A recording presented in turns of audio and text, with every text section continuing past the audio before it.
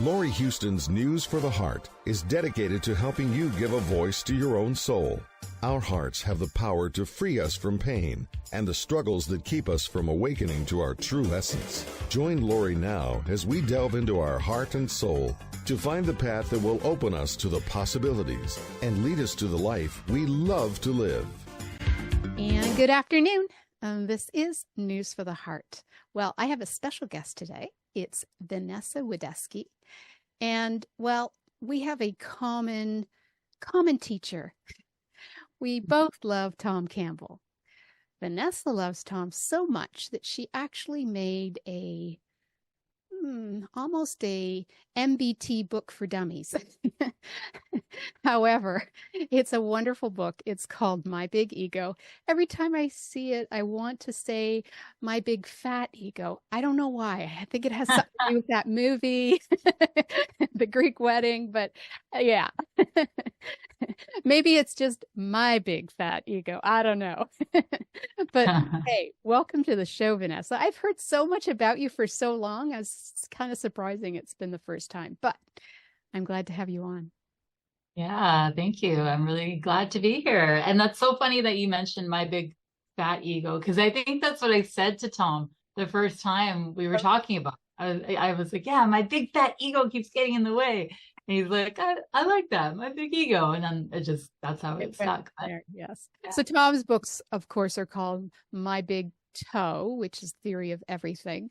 And Vanessa has made a practical guide to some of Tom's biggest teachings. So let's just talk a little bit about your journey. I know it's been tumultuous. Your journey is really part of the book in every way, because it's how you kind of bring his practical work in so that others can understand it in a more meaningful way, because it's really based on a lot of your experiences. So let's just talk a little bit about your journey and how you got to My Big Ego. Yeah, thank you for that. Let's see where to start. I think I've always been really curious about why am I here? What's my purpose? Ever since I was a little girl, I've always wondered, like, why do I even exist? Like, what is this place? So yeah, that question has really stuck with me my whole life and put me on the path towards becoming a truth seeker. But I never really had any clear guidance in that sense. Not even religion, because when I grew up, my parents weren't really religious. So I know a lot of people, they have answers, and I don't know if they're the right answers, but at least there's some kind of answers, right? Right. So I didn't have any of that, which probably served me well, because then it helped me to be more curious and open-minded. Yeah. So I've always questioned my existence, and I started reading and looking into it more probably when I was a teenager. First book I picked up was Wayne Dyer. It was like Manifest Destiny, I think the book was called. And I would have been about 15, 16 and loved that book. But that was at the same time where, yeah, my world was going through a lot of changes. My parents were divorced. I was in foster care, and I was with trying to find purpose in my own little teenager life. So that led me towards doing drugs and alcohol and dropping out of school. And so trying to find stability in my life, that survival became my first and foremost goal. It wasn't really these big picture ideas, although they were always there. I was always still curious, right? Yeah. So let's see, where do I go from there? Just gonna grab a Band-Aid real quick. 1 second. I just noticed as I was talking, I had this big cut, and I'm like, oh, I haven't put a Band-Aid on that.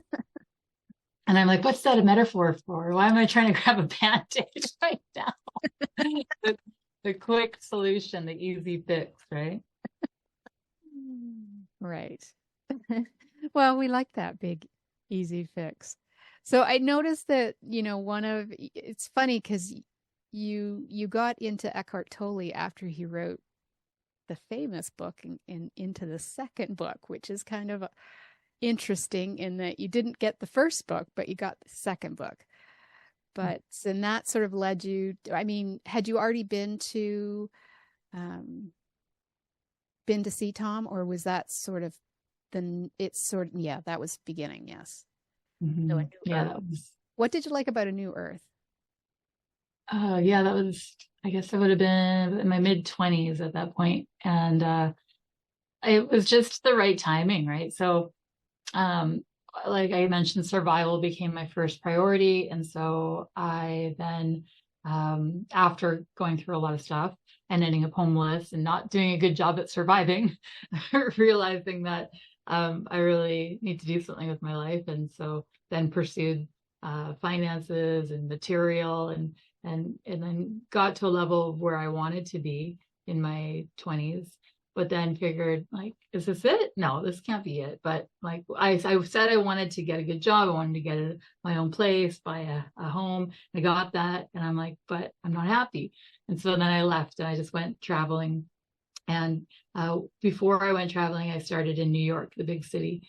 And that's where I just stumbled across A New Earth. Like it was there in the bookstore, and I was like calling my name and picked it up, and then it became my Bible for the next year or so. I would just always read from it. And it was at the time I was so young. I was mid-20s, and I would like memorize it, and then I would regurgitate it and like tell anybody who would listen. It's like, this is the truth, this is the way.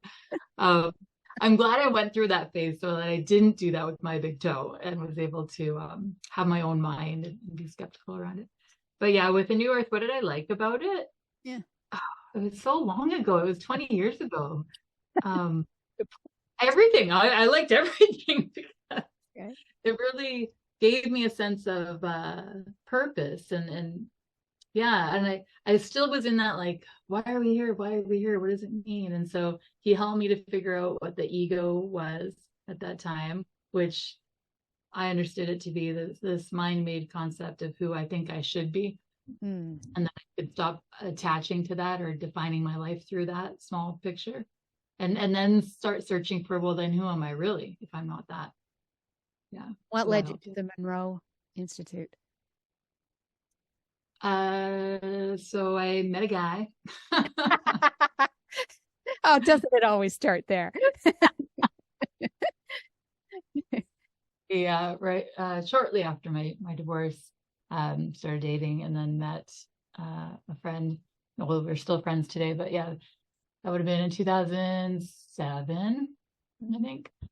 Yeah, and so our first date, we met at Starbucks here in the city, just in Port Moody, and we started talking, and we shared a love of like philosophical, metaphysical, and so he told me, he's like, oh, well, actually next week I'm going to this place called the Monroe Institute. I was like, oh, what's that?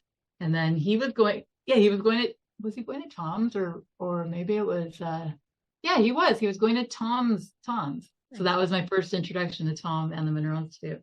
And I was just blown away. He said one thing that really intrigued me was he said, I'm going to learn from a physicist, from a scientist who has out-of-body experiences, which I'd never met anybody who was scientific and logical and had these metaphysical experiences.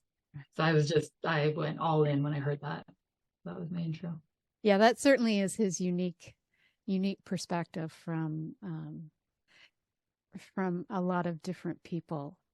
I think it also brings a lot of people together, even though to me the most important work is the fear to love. But yeah, I mean it allows a different variety of people to get interested in his work, which is wonderful. Mm-hmm. Yeah, the left brainers, the highly analytical and logical, which I don't like. I feel like I'm not. So like, I don't consider myself to be an intellectual by any means, especially when I'm hanging out with my husband and his friends. Like, okay, they're the smarty pants over there. I do not identify that way, but I am very inquisitive. So I can't just believe things. I can't make myself believe, which I didn't like growing up. I always wished that I could just believe in God, like all these people who had miracles happening, but I couldn't. So yeah, it was the ramp for me, definitely, MBT. Yeah. So one of the things I loved about your book is that you wrote that you want to help create a safe space for people to discover the truth. And that's always been my goal as well, to help have people have a safe space so that they can grow and evolve. And really, that's really the most important thing, because most people, we kind of get there by feeling unsafe, by having all these fears that are blocking us and not seeing them for what they are, and our beliefs and our so creating a safe space. Did you create yourself a safe space? I eventually got there. I am getting there. It's an ongoing journey for sure. Yeah. Yes. So, and also it's about learning the rules to make the game easier. Let's chat about that. Yeah. Yeah. It's so for me, I was really floundering pretty much my whole life, trying to figure out, like, what do I do here? And so when I didn't have a sense of purpose or direction, I didn't know why I was here. I didn't know the rules of this game called life. I didn't know how to play it. Didn't know, right? And so when I was given the opportunity to discover the rules for myself, it is helping me play the game a lot better. I feel like I'm scoring a lot more goals now. Love it. Perfect. That's good. You talk about the big picture and not to get lost in the details. Don't we love the details, though? I can't, it's amazing how we get so caught up in life and all those little details, and we're always trying to figure out from the details. We're trying to figure out not from the source, not from the core issue, but the details that are around us, kind of like the medical profession, where, they're not really treating the actual cause. They're just looking at all the symptoms. So in a way, that's kind of what we do when we flounder and we don't know the rules, or even when we know the rules. Mm-hmm. Yeah. Yeah, they can act as distractions. Absolutely. And it's interesting. And I think that's vacations give you a new perspective too, to help you remind you the big picture, right? Because you get pulled away from all the details and remember what's important. So I just got back from vacation. So I'm in this space of not getting caught up in the details. Nice. And yeah, it is a nice place to be. Some friends are like, hang on to that because it's not going to last long. I work in the nonprofit world and it's like everything's a crisis. So it's interesting being back because, it's like having a foot in both worlds, because I can work with my team and my team might tell me a crisis, and I'm in this place where I'm like, okay, they're like, you have to see this thing, you have to read this conversation. And I'm like, I don't need to get caught in the details. But then they can feel like I'm dismissing them, so it's important to still be there for people and meet people where they're at, because a lot of people are caught up in the details and that's their narrative. And so I'm trying to learn how to hold space for them so they feel safe, and also help move them out of that small picture perspective and into a more helpful place. Nice. What kind of work do you do? So I help people. I run a nonprofit called Low Entropy. And so entropy is a measurement of chaos and disorder, and we're looking to reduce the entropy in our social system. We do that through a lot of different programs. Our ethos and philosophy is that change starts from within. So we can't change other people, but we can change ourselves. We try to lead by example as we carry out our programs. And so we've got programs to help people with employment, food security, and housing. Nice. Mm-hmm. Very needed in Vancouver, very needed pretty much everywhere. Yeah. Very needed in Vancouver. Lovely. Yeah. So our purpose, you've kind of said our purpose is about evolving our consciousness and making positive choices. Mm-hmm. Mm-hmm. Yeah. That's what I feel it is for me. And like obviously we share a mutual friend, Tom Campbell, and he's, for me, one of the most evolved people that I've met. Eckhart Tolle's up there too. Although I've never met him, met his wife, I never met him. Okay. But yeah, in terms of purpose being evolving and growing up, letting go of fear, becoming the best version of ourselves. I definitely think that is my purpose, like our purpose. Everybody, I feel that's what we're here to do as individuals and together as a whole. And it's when I observe other people and I see like, oh, a lot of people, I don't want to say don't get it, but a lot of people don't know why we're here, or they have a different purpose, right? So it's not that I'm right and they're wrong. It's just they have a different purpose. And for a lot of people on this planet, the purpose is to have fun and enjoy life, be happy. And that's a great purpose too, right? So I mean, I would add to it as long as you're not hurting people and you're actually helping people. And it's interesting how we all get to that, right? How do we get to that conclusion of helping people? Because I think that most people know we're here to help. We have to help each other. My husband is another being on this planet that I see is very evolved, at least more evolved than me. He's very kind and patient, and I get triggered. I still have buttons and lots of fear I'm working on. But what I've introduced him to MBT, and he's like, yeah. Like we even did an immersive. It was an online one, and he was trying so hard. And after like I could see in the beginning he was listening to everything, and then day 2 he was like falling asleep in the session. Like, but he didn't get there, and I know that genuinely he knows that we're here to help each other, and it's not all about me, myself, and I. And I'm like, how does he do that? Because he didn't have a model or anything show him how to get there, but he just knows it. And I remember when we first met and I asked him, like, why are you a good person? Like, what's the motivation? And he said, the reward for being a good person is having a good life. Mm. And I thought, I really liked that. I thought it's so simple, and why couldn't that be enough for me? Why did I spend so many years going to all ends of the globe to figure it out? But I did, and that was my journey. So. Right. Yeah, I think that is our purpose, is just to be good humans and help each other. Yeah. I've talked to Tom many shows about this, but, one, he said, well, our purpose isn't to be happy, but I think if we look at, and yes, our wants are generally ego-based, but if we break everything down, usually it's either, we want peace or happiness or love.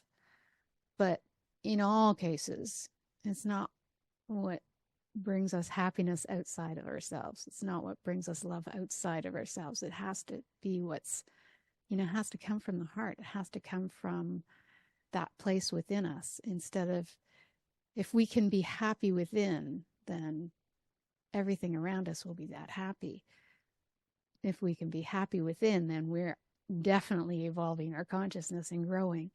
But we get caught up in the details. We get caught up in the everyday world where we forget. We forget what we know. And, we're reacting instead of responding. So it's fascinating. And I love that, your book really is about, finding that space so that you can see everything, so that you can see that bigger picture, not get caught up in the little details, but to really be aware, be conscious. And, that's the important part. Now, you have a chapter on growing up, and one of the first things is intent. We talk about intent a lot with Tom, being really clear about what our intentions are, being in touch with our emotions. I think feeling is, it's funny I said I think, but feeling to me is, everything, because that's the only time we can actually be more conscious of whether we're feeling positive or negative or in fear or, or in love. So definitely that. And then the courage to tell ourselves the truth. I mean, that's powerful, because even though I would much rather know that I'm responsible, that I'm the one that has the choices to make, we still want to blame others, right? We still want to say, no, it's not me. But really, it's much more empowering if we are responsible, because then we can make the choices to change. We can't change anybody else, but we definitely can help change ourselves and work towards that. So that's beautiful. And then the acceptance part. So talk about those aspects of how it maybe impacted you, or how you see others, using that as a tool to assist them. Yeah, that's a great question. And what was coming up for me as you're talking about that is just a situation where I was like lying to myself. Sometimes it's helpful to have, well, it is really helpful, I think, to have other people in your life that you trust that can help you to see a bigger picture, right? Because we get into that habit of lying to ourselves to make ourselves feel better, and to justify old behaviors and patterns, right? So the example is, as I mentioned, just went away on vacation. Oh, wait, first, let me bring it back to feelings and intent. Okay. So yes, absolutely. Intent. So important if we want to drive the evolution of our consciousness, we need to know how we're going to do that, where we're going. So intent. And then you talked about being able to feel what your true intent is, rather than just tell yourself one thing and then lie about it, as I was doing in this case that I'm going to talk about. But when you can really feel it, you know if it's genuine or if it's coming from the being level. And so I was so used to numbing out my feelings through alcohol, drugs, shopping, social media, working, all the things. And I'm really doing my best to not do that anymore. One of the biggest things for me was alcohol. I drank since I remember having my first drink when I was 11, but not getting drunk till I was 13. And then drinking my whole life. And in my social circle, it was like the cool thing to do. You drunk, you like the party, no inhibitions, and wake up, oh, what the heck happened last night? Like, it was my lifestyle and the people I attracted, like the rock star lifestyle. I don't know why I was drawn to that, but not anymore. I'm growing up. I'm 43, almost 44 now. So learning that doesn't work very well. And so making unconscious, well, it started with the question, will my life be better if I let go of alcohol? And that I posed that question about 3-4 months ago now. Yeah, it's April. So in January, and then stopped drinking alcohol and noticed that my life was getting better. And I felt like I was taking off the veil. Like I could actually start feeling again, like really feeling my emotions, and the good and the bad, all the things that I was repressing through alcohol, like that came up too, but I was celebrating it. I'm like, well, I want to feel this, because I don't want to keep it in anymore, because when I keep it in, I lash out on other people that I love, and I don't want to do that. So it is an incredible journey to be able to feel. And so the part about lying to myself, okay, so I went away on vacation with some people that are heavy drinkers that I've spent my life drinking with, and was like, how's this going to be? When you have 2 weeks, no work, no nothing, except for you get to drink and have fun and do that. So it was an interesting experiment for me. And basically the first 2 drinks, I watched them and I observed, and I was very silent. I was a silent observer, watching them have fun and take up a lot of space. And then I got to feel all the stuff that came up for me, like, oh, I don't feel like I fit in. I don't feel like I belong. I don't even know what to say. I don't even know how to be in the space. And so all of that came up, and I got to be with it and deal with it. Last day that I was there, I was like, you know what? It's hot. I'm on a beach and I'm just going to have a beer. I'm just going to have a beer with them. I'm going to join them. And so I did on the last day, and I joined them, and I joined them all day, and we drank and got into those old habits again. And so that was the last day. The next day I was like, oh yeah, I don't really need that in my life. But it's good to know that I can have drinks and I can take them or I can leave them. So then I opened up that door of possibility again. So I came back to Canada just on last Monday, actually. And was like, okay, so I know I got some events coming up. Like I got a girls trip. I'm like, well, now I can have a drink with them. And I'm like, oh, and I can even like go to the pub with my husband, and like we can never do. I started doing that again and justifying it. And then I got on a call with my coach. I have a life coach. I got on a call with him, and I needed some clarity around how I was feeling, because I was just felt discombobulated. And he started asking really good questions. And I told him exactly what I told you, like, oh, well, now I know I can take a drink, I can leave it, and I can do it, and da da da. And just through a series of questions that came back to, holy shit, I'm lying to myself. Like I'm wanting to do that again, and I'm telling myself I'm okay with it, but actually, no, that's not what I want. Remember just like a couple weeks ago how amazing I felt because I wasn't drinking, because I actually got to feel my emotions and be fully alive. So that's just an example of how easy it is to just start lying to yourself again, to justify old habits and behaviors, unless you have the right people in place that can show you a bigger picture, or the right support in place, right? Yeah. Yeah. Well, I've never had those vices, but as I get older, like I do really like red wine. I really like red wine, but I also have a Fitbit, and I watch, if I have a glass, not only does my resting heart rate go up, but I sleep like crap. So it's like, you know, as much as I love the taste of it and probably only have it like 3 times a year, it's not really worth it because my body just does not like it. So it's like, wow, I'm really, it's an interesting journey on that, on a health perspective, to figure out, you know, what we actually, but I could totally understand. I mean, I haven't been on a vacation yet to sort of say, oh, wait, can I drink?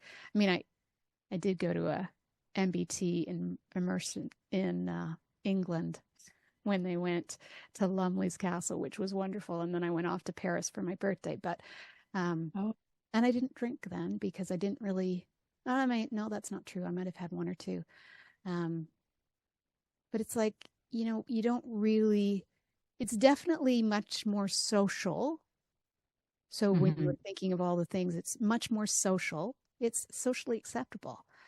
Oh yeah. And then here in Canada, we can go for a walk and smoke up a joint, and that to me does not feel as acceptable as alcohol, but yet everybody does it on the boardwalk. It's like, wow, life changes so quickly and so easily. But yeah, are we doing it as a distraction? Are we doing it to fit in? Are we doing it like all the things that we say, like, you know, what is the real reason we're doing it? And I remember my brother, who was an alcoholic, and he went to AA, and then by the time he finished it, he was like, no, I can do this my own. I don't have to give it up. I just have to, you know, be more responsible. Yeah, that did. That didn't work. He ended up getting throat cancer, and yeah, that didn't work for him. However, sometimes we just get caught up in the details, and that's the thing. And the lying to ourselves, well, you're right. We justify it easily. We can really justify everything easily.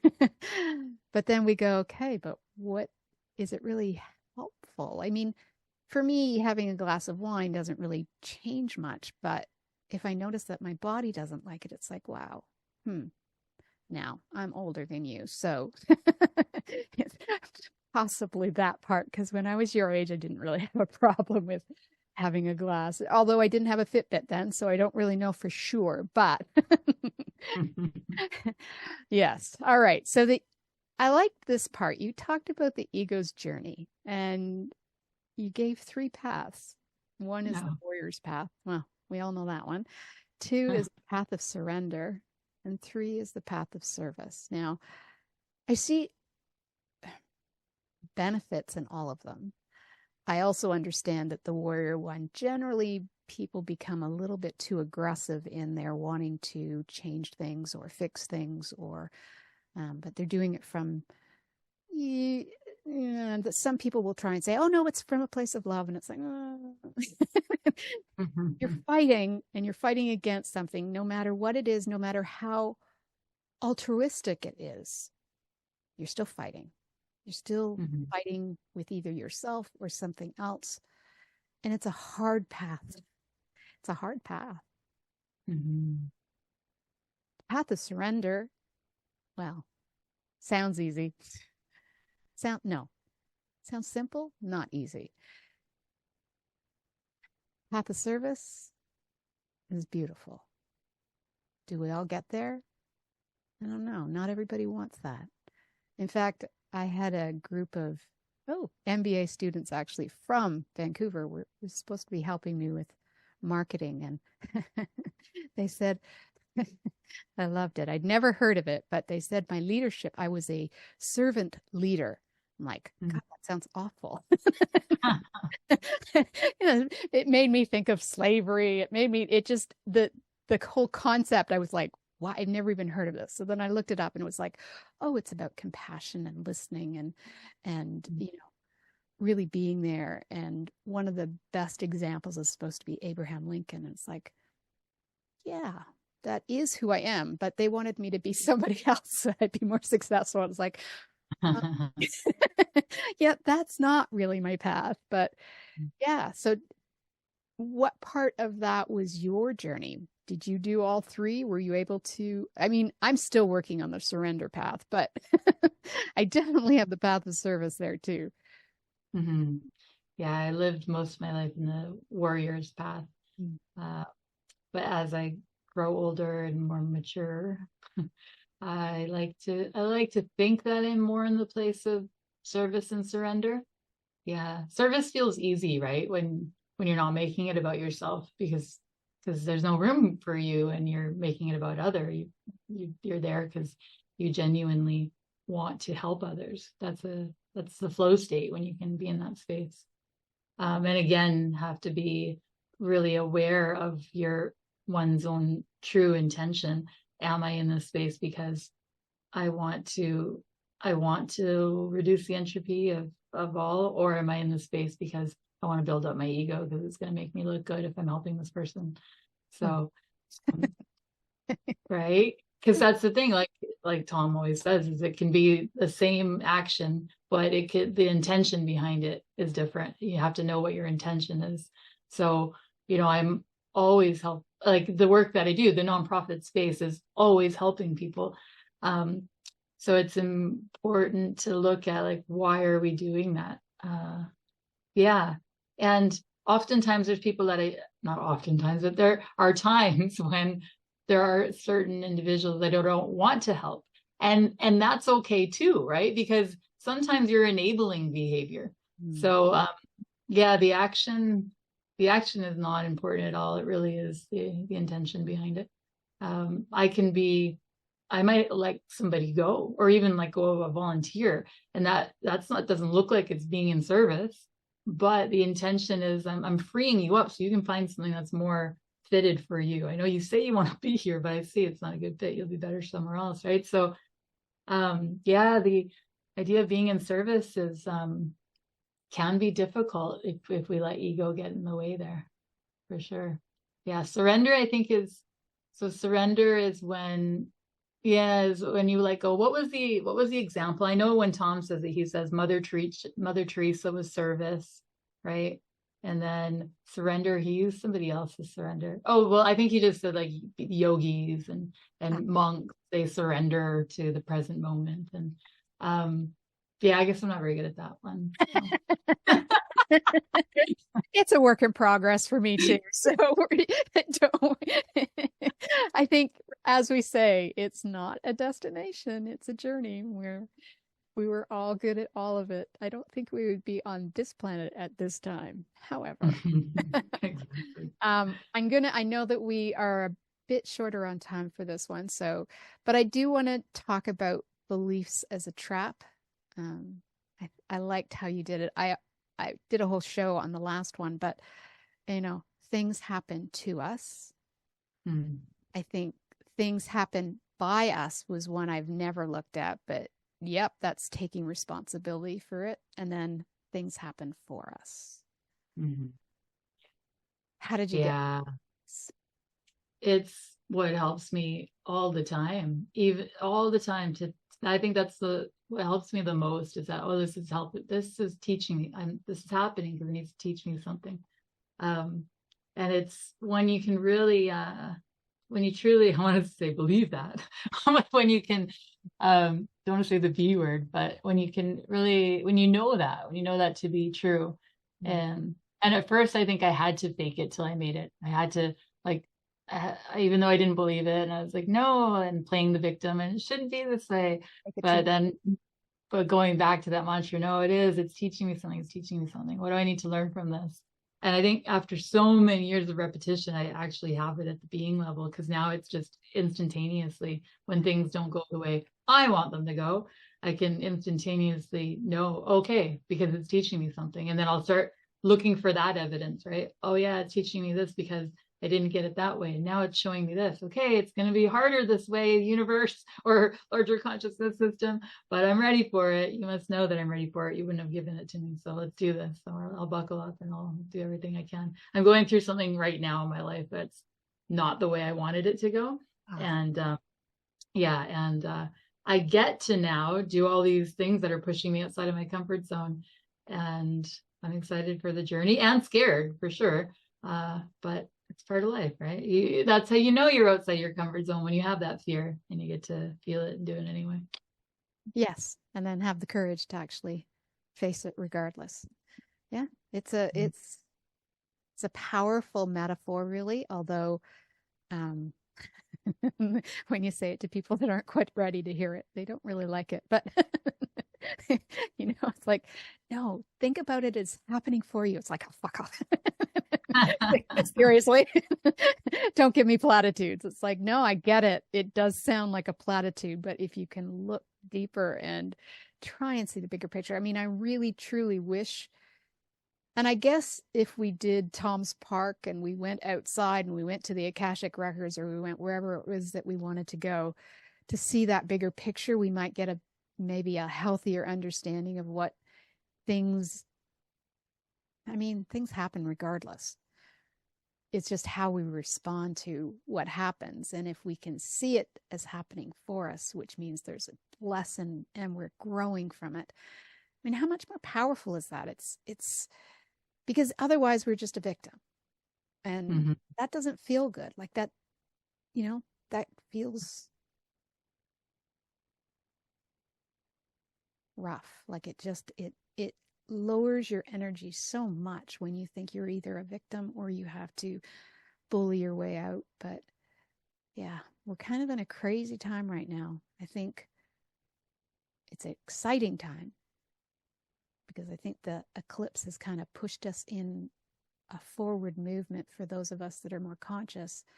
But at the same time, it's kind of a scary time for people. So I think your book, My Big Ego, can assist a lot of people in these kind of trying times, because it helps us understand things in a way that helps us believe that there really is a larger consciousness system out there, or however you want to view it, whether it's the universe or your guides or God or goddess or however you want to feel it. That they're there and they're there for us, and they're always helping.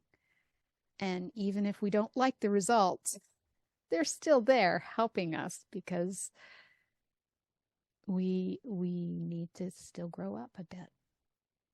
But so your book is really powerful, and I hope that a lot of people pick it up and pick up Tom's, so that they can see the differences between the two. I mean, Tom's is like a trilogy, so it's bigger. It has a lot of scientific information in it, and he does but he does delve into a lot of it. I mean, when I got the books, I was like, I am not a science person, but we click because it's all about love versus fear. And that's how I relate to all of it. So Vanessa, you've done a great job in bringing out a little book to make it more easily acceptable and understandable. And with your own examples, it helps people see, because you've had some pretty dramatic things happen in your life. So if you can get where you're going, then we all can. And it's just a matter of us stepping on the path and committing to it and allowing our intentions to evolve us. So thank you for writing such a powerful little book. Is there anything else you'd like to say before we end the call? I appreciate you. Yeah. Thank you for the work that you're doing and helping to spread the message of love. It's so important, especially in these times. And I really enjoyed connecting with you. Finally, at last, Laurie. So good to connect with you. So I hope that we stay connected, and feel free to reach out anytime. Okay. Yeah. All right. Well, you have been listening to News of the Heart. We've been getting to the heart of what matters with Vanessa. And get her book, My Big Ego. I still want to say My Big Fat Ego, but anyway. All right. Thank you.